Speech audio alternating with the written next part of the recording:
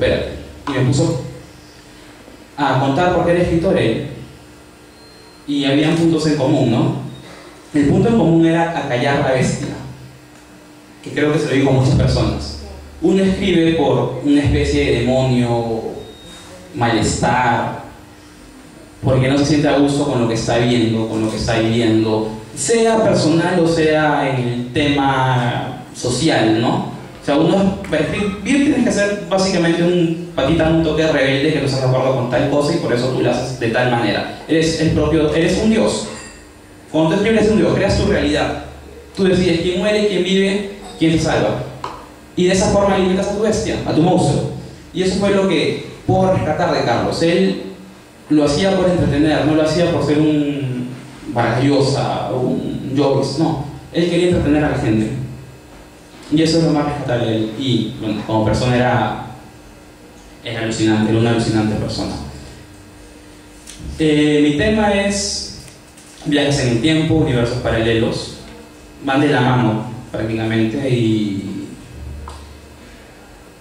todos hemos alucinado con viajar en el tiempo, ¿no? O sea, ¿qué podríamos haber hecho? ¿Qué no hubiésemos hecho? Básicamente casi siempre eso, ¿qué no hubiésemos hecho? Y las posibilidades son infinitas, ¿no? Viajas al pasado, haces que Hitler se quede en la escuela de arte, que lo acepten en la escuela de arte y no hay Segunda Guerra Mundial, todos somos felices. Podría ser un hijo de puta más achorado que él y nos cagaba más, pero perdón, estoy muy ligero. Podrías hacer 1000 cosas viajando en el tiempo, 1000 cosas, lo que te dé la gana. Pero existen reglas en el viaje en el tiempo, las que les voy a mencionar después. Y también podríamos viajar al futuro, saber qué pasa en 5, 4, 6 años. Podríamos ir una semana adelante, 2 días, ver cuáles son los números de la tinca y millonarios. O sea, viajar en el tiempo sería alucinante, sería la cosa con la que todos soñamos en un momento. No sé, quiero interactuar con ustedes. Puedo preguntarle a alguien, a ver, Carlos, para romper el hielo, ¿qué harías de poder viajar en el tiempo? ¿Tú ves? Iría a la biblioteca de Alejandría, salvar unos libros. ¿Cómo lo lees? No lo voy a leer, los vendes después de acá. Claro, negociazo. ¿Tú qué harías de viajar en el tiempo? ¿Yo? ¿Sí? Me hubiese gustado saber qué hubiese pasado si se hubiese desarrollado una tercera guerra mundial entre Rusia y Estados Unidos. Nos quieres matar a todos. Pero bueno, por eso acá. Solo que sin guerra nuclear. Claro, morimos todos. Sin guerra nuclear tan radical, digamos unos 10 años después de la Guerra Fría. Una guerra, o sea, no una guerra nuclear como se plantearía ahora, ¿no? Sino una guerra nuclear primitiva. Angélica, ¿tú querías viajar en el tiempo?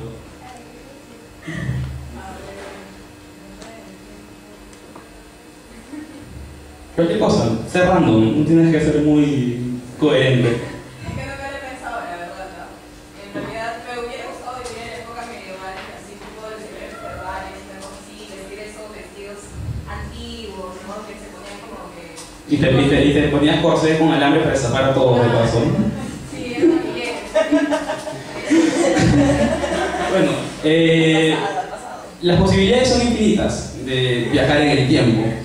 Entonces, la ciencia ficción como tal es especulativa. Tú puedes tomar elementos que existen en la ciencia y de acuerdo a ellos generar tu teoría, o puedes ser lo más libre que quieras.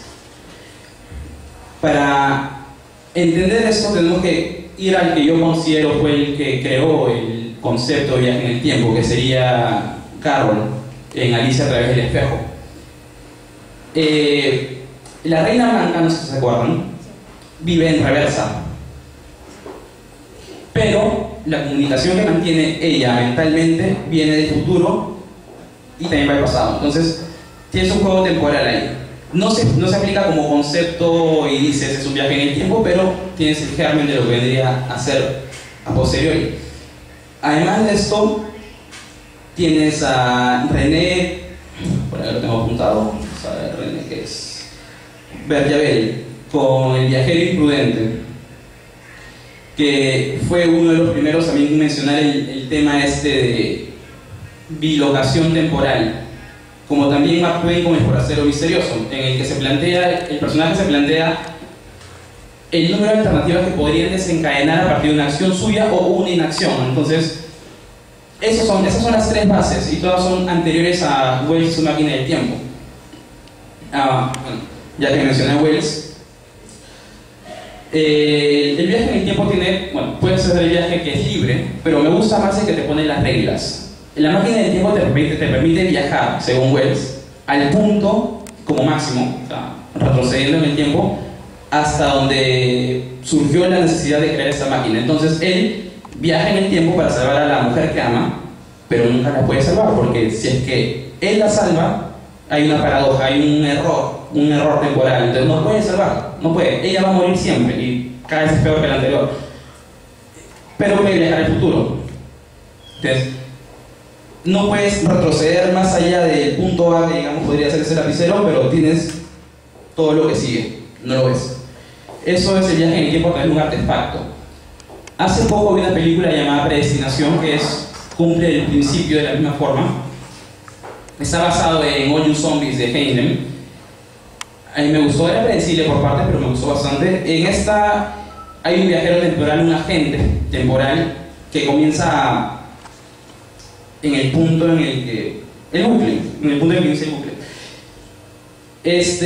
Puede viajar en el tiempo, pero solo hasta el 81, que es cuando se crea la máquina. Antes no puede. Y como máximo puede viajar hasta el punto en el que le limitan el viaje temporal, que se supone que no puede ir más allá porque se destruyen todos los dispositivos. O sea, te lo van a entender. Estos son viajes en el tiempo a través de artefactos. Solo te permiten viajar de A, y si retrocedes hasta A y tienes todas las opciones posibles hacia adelante. Otro tipo de viaje en el tiempo es que sería el fenómeno en la fábrica del espacio-tiempo. Puede ser por causa natural o artificial. Cuando digo artificial me refiero al ser humano, ¿no? Por acción casual podría ser. Y la disrupción se sucede y es aceptada como un viaje en el tiempo. Digamos, estamos acá todos en esta tertulia, charla, y escuchamos explosiones afuera, así, enérgicas, fuertes, todo retumba, se cae algo. Nos quedamos acá, esperamos que se calme todo, salimos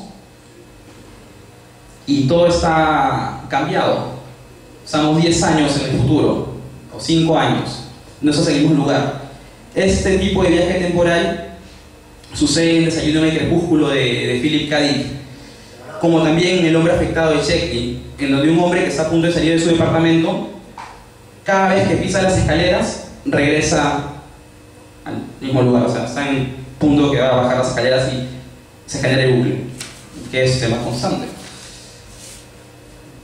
Otro tipo de viaje temporal es el flujo de información en reversa. Es similar al de la Reina Blanca. Un ejemplo clásico es el cronopaisaje de Benford. En estos unos científicos quieren solucionar un problema ecológico que hay en la Tierra.